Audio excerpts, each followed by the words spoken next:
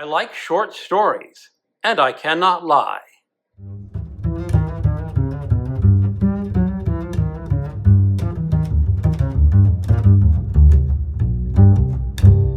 Hello, welcome to my channel, Another Bibliophile Reads. My name is Greg, and I'm one of the co-hosts for the Short Story Summer Reading Event. This event was created by Brandy Ray, the literate Texan. And along with me, we have several other co-hosts. Brandy at the Booklectic, Crystal at Fiber Artsy, Hannah at Hannah's Books, James at Quaint and Curious Volumes, Nicky at My Messy Bookshelf, Steve at Steve Donahue. Check out their channels and see what they're reading. The purpose of Short Story Summer is simple: to encourage people to read more short stories. Short stories don't seem to get a lot of love nowadays, but some of the greatest works of literature ever written are short stories. Science fiction author J.G. Ballard once said, "Curiously, there are many perfect short stories, but no perfect novels." If you want to participate in Short Story Summer, the minimum requirement is easy.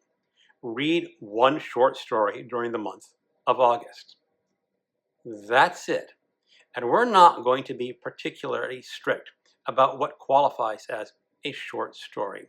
It could be 2 pages of flash fiction, or something pushing 50 or 60 pages into the novella territory. You decide. There are no booktube police who are going to knock on your door because your definition is different from ours.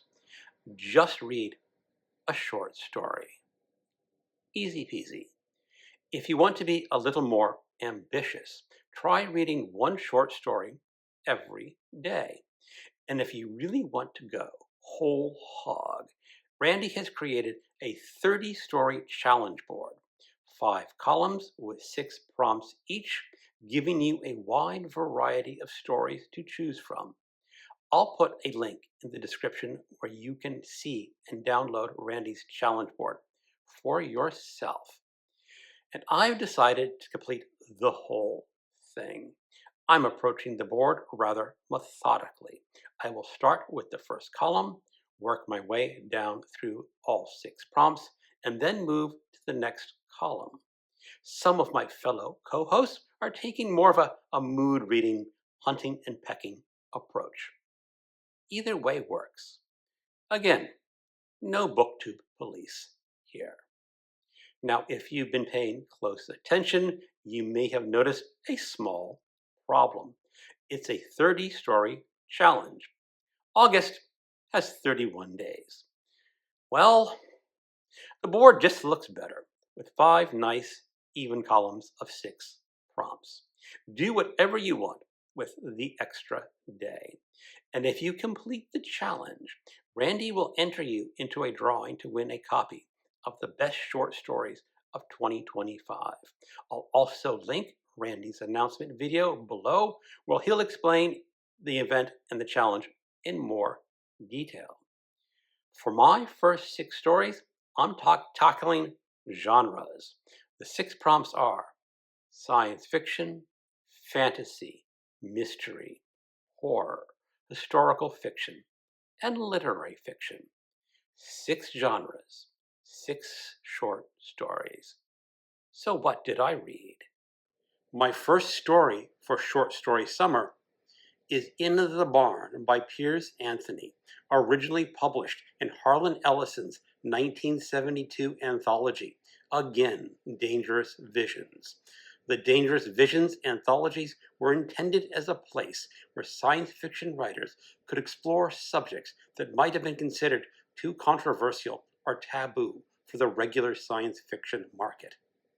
And In the Barn certainly takes advantage of that freedom.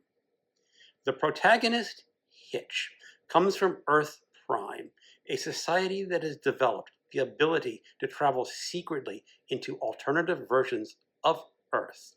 Hitch's job is to investigate these worlds and determine whether they might eventually become suitable as trading partners.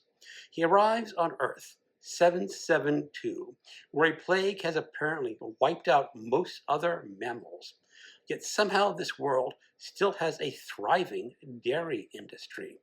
So where is the milk coming from? Hitch goes undercover at a dairy farm and discovers the disturbing answer. Human women are being used as dairy animals. They have been deliberately reduced to an animal-like level of intelligence, are treated essentially as livestock.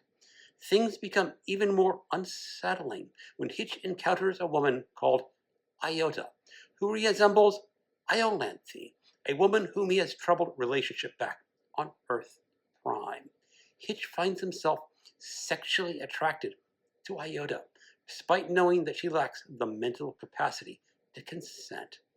And what he eventually discovers about this society raises even more disturbing questions. In his afterword, Anthony acknowledged that In the Barn was deliberately written as a shocker.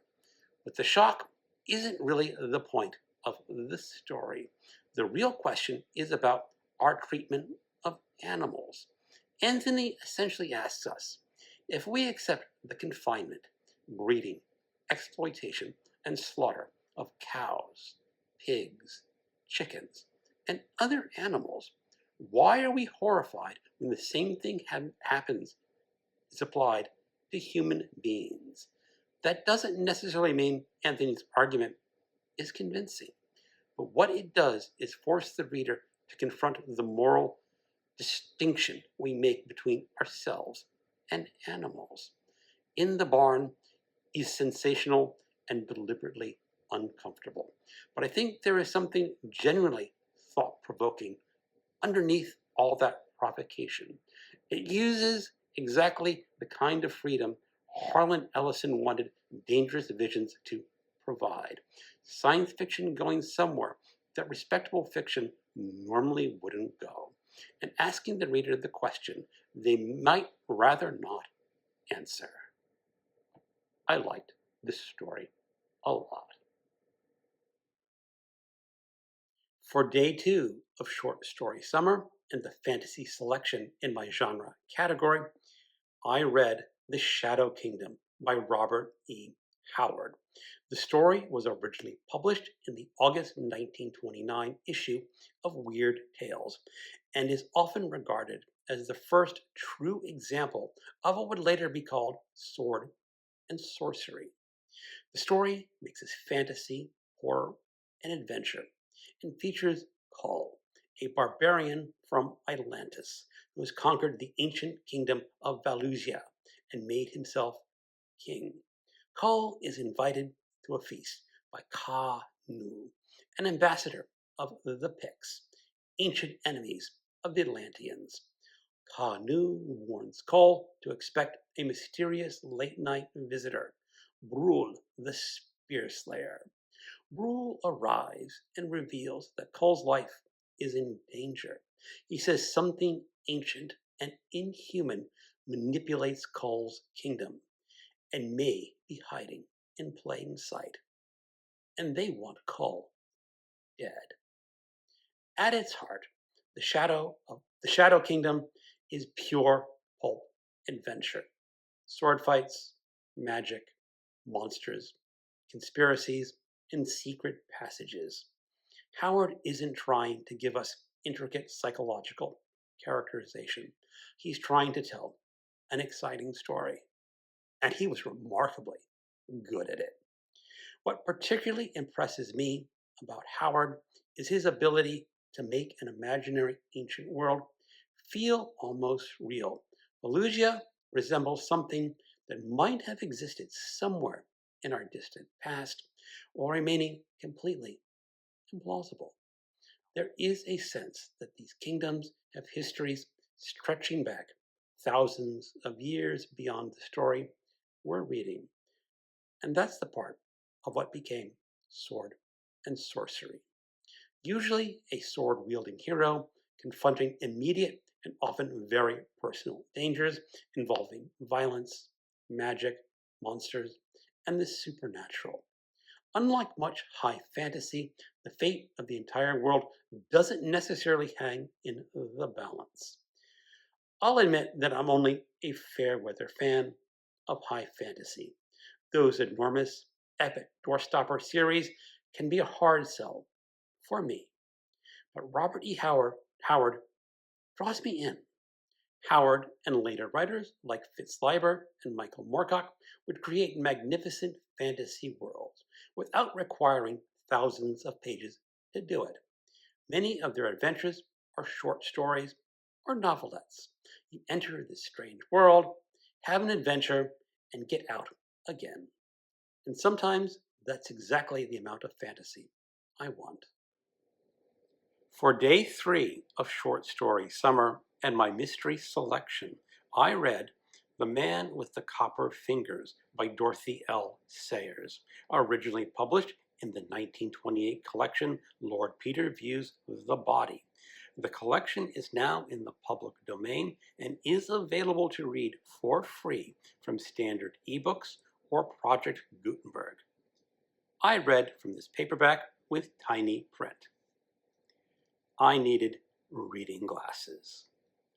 Nonetheless, if you ever find an Alfred Hitchcock collection at the used bookstore, I highly recommend getting it.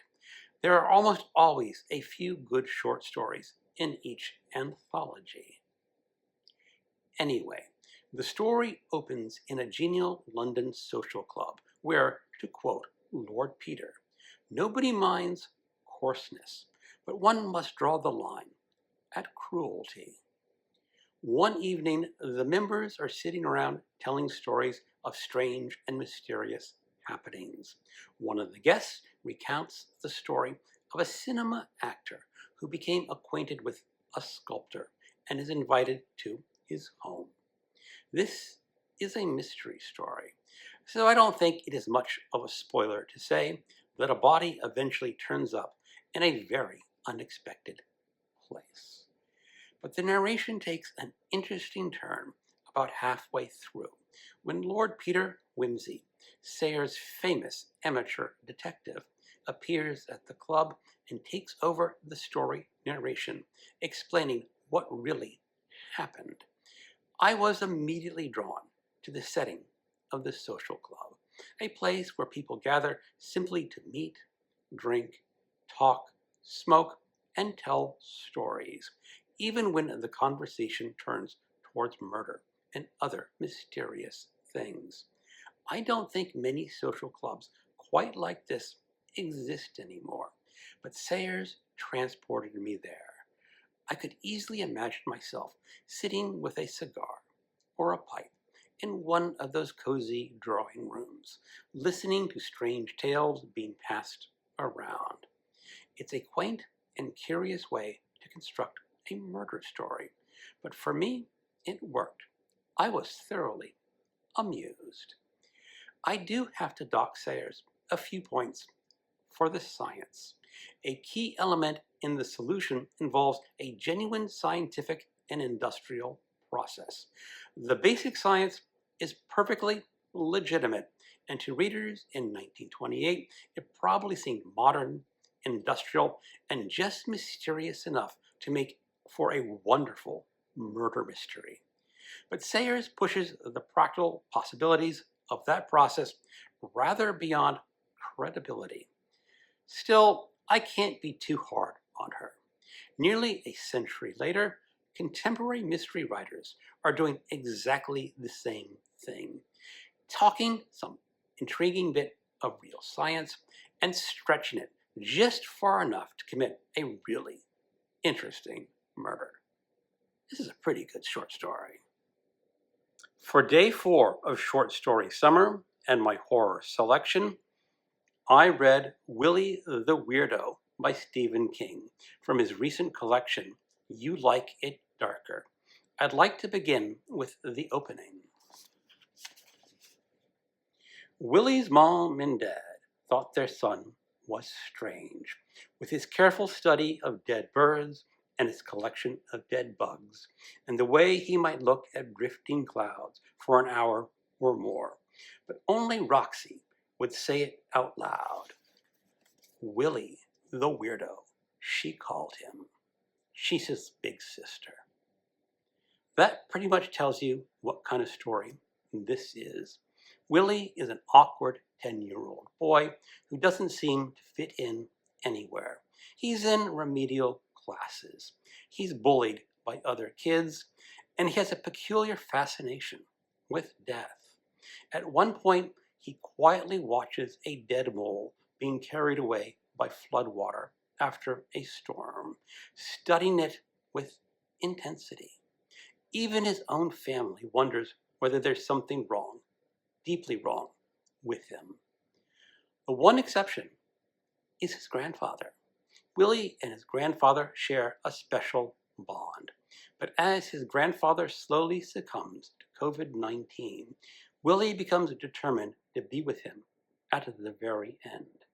And this is where the story becomes unsettling. Stephen King is, of course, famous for monsters, haunted hotels, killer clowns, and all sorts of supernatural horrors. But every so often, he throws a curveball.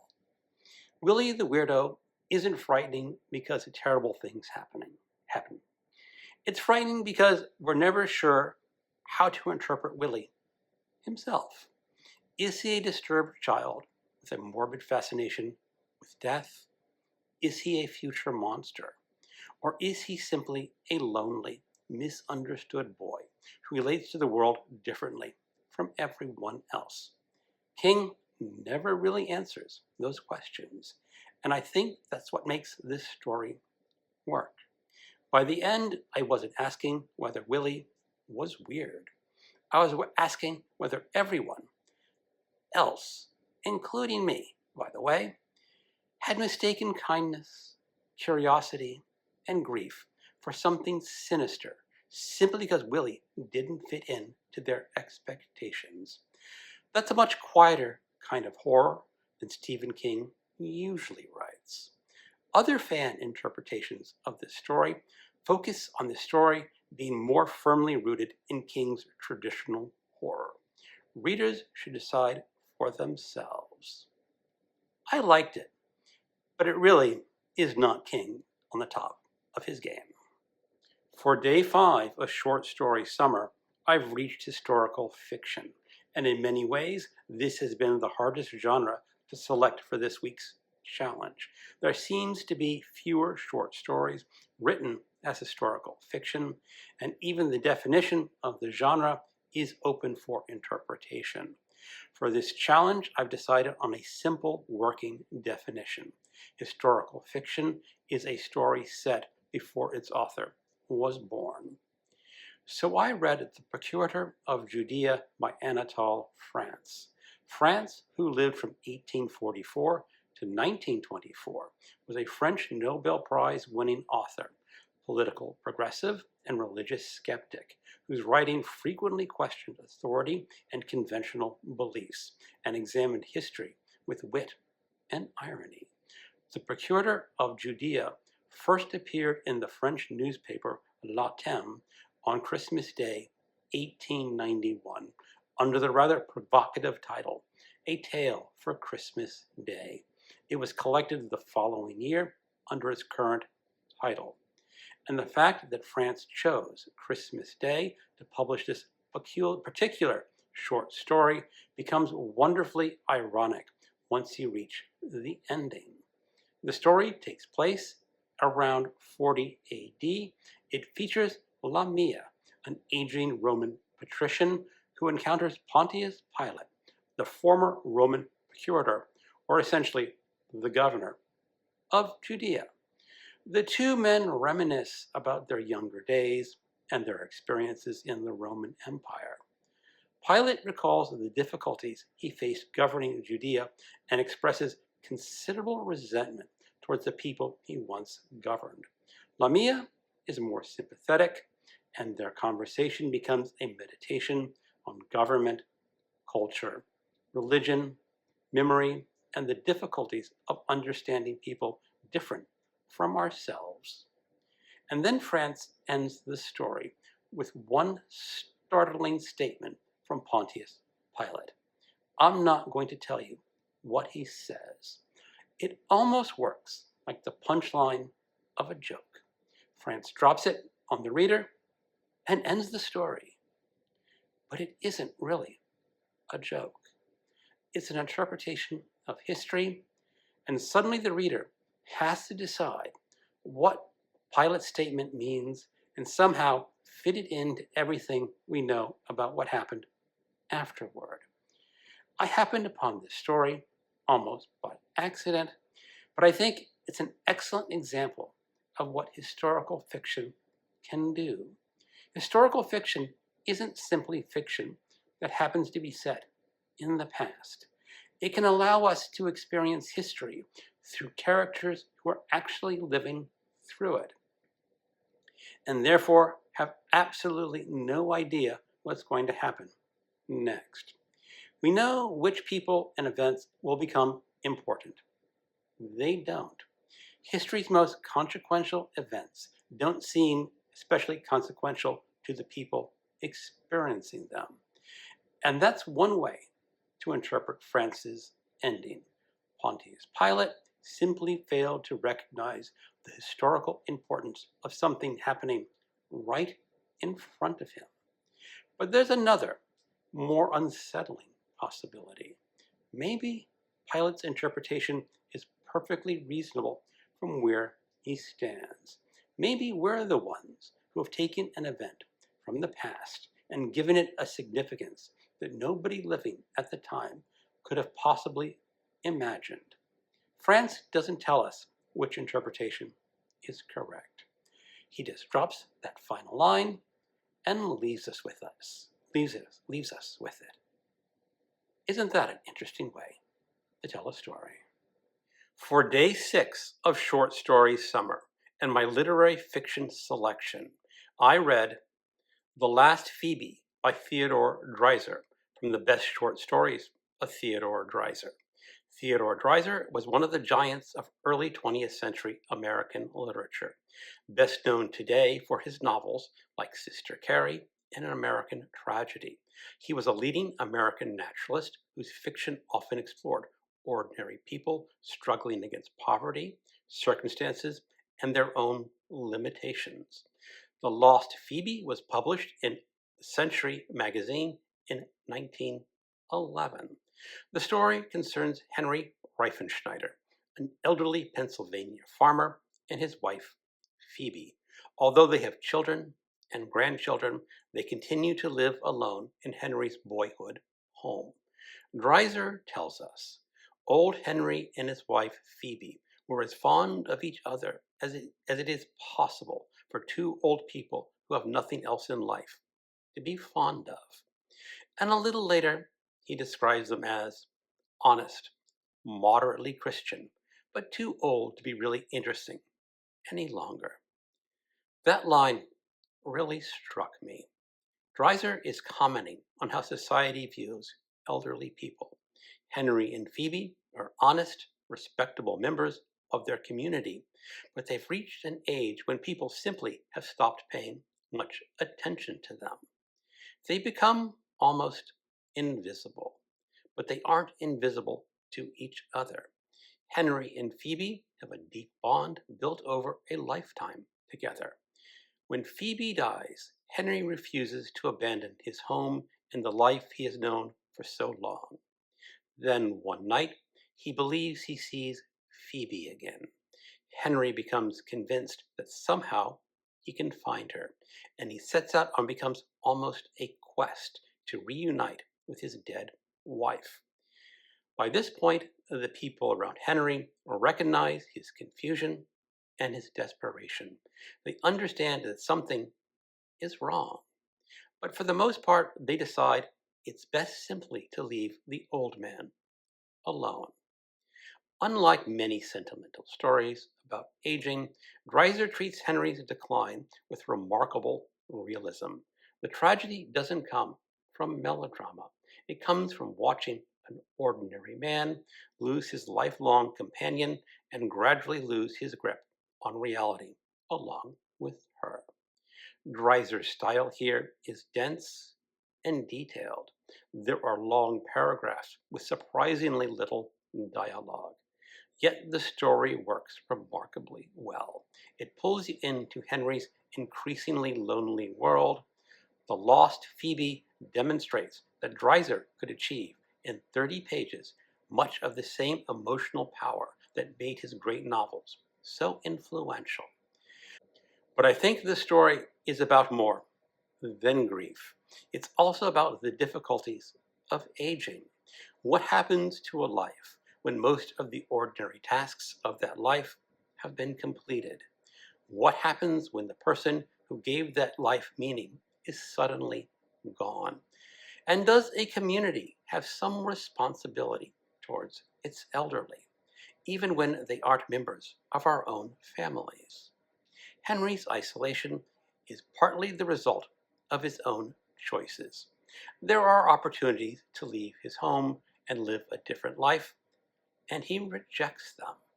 But there are also opportunities for other people to reach out to him. Maybe they could have saved Henry from his grief. Maybe they couldn't have stopped what eventually happened.